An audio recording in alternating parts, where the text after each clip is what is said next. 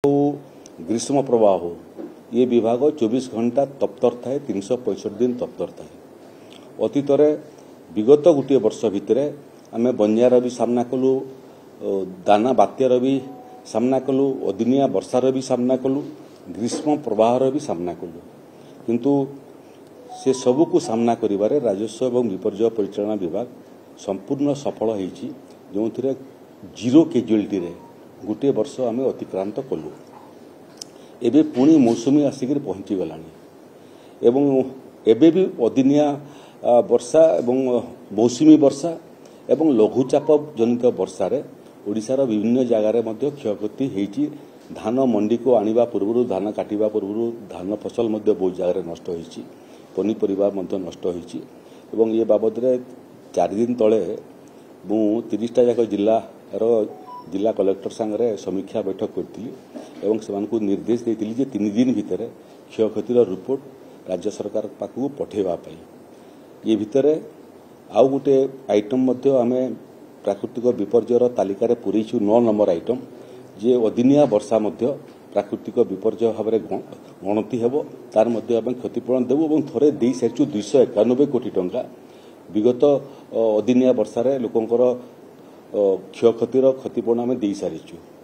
एबे विभिन्न जगार झड़ तोफान कारण गरीब लोकंकर घरर खपर केउंटी टाइल्स केउंटी एस्बेस्टस उड़ी जाइतिला, तार मध्य क्षतिपूरण देवार प्रक्रिया आरंभ कर सारिलुनी। फसल नष्टर रिपोर्ट आम पाखे पहुंचवाटा आरंभ कलानी एवं फसल क्षयक्षतिर रिपोर्ट गोटे पर गोटे जिला आसुची एवं आज ठारू सेमानकर क्षतिपूरण राशि मध्य जिले में पहुंचब एवं सेटा 3 दिन 4 दिन भितर आवंटन होकर लोकों पाखक जीव। जो धान सबू नष्ट होइछे तार इनपुट सब्सिडी मध्य से पाइबे। जो माने इंश्योरेंस करिसेंती एवं इंश्योरेंस परिसरभुक्त अछंती से माने इंश्योरेंस रो मध्य क्षतिपूरण पाइबे एवं तार सांगरे सांगरे एठी जोगाण विभागर मान्यवर मंत्री एवं कृषि विभागर मान्यवर मंत्री मध्य से समीक्षा बैठक रे उपस्थित थिले।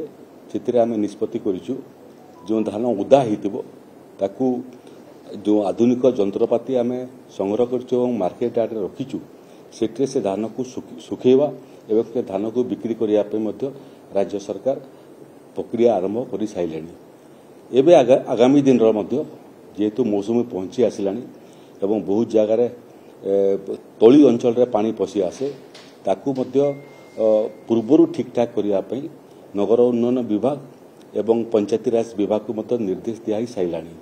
आम संपूर्ण प्रस्तुत अच्छु जो परिस्थिति भी उत्पन्न हम ताकू सामना करने एवं परिस्थिति जनित क्षयक्षति समग्र साहाय्य लोकों को करने क्षतिपूरण देवाई राजस्व एवं विपर्यय परिचालना विभाग संपूर्ण प्रस्तुत अच्छी रोडमैप प्रस्तुत।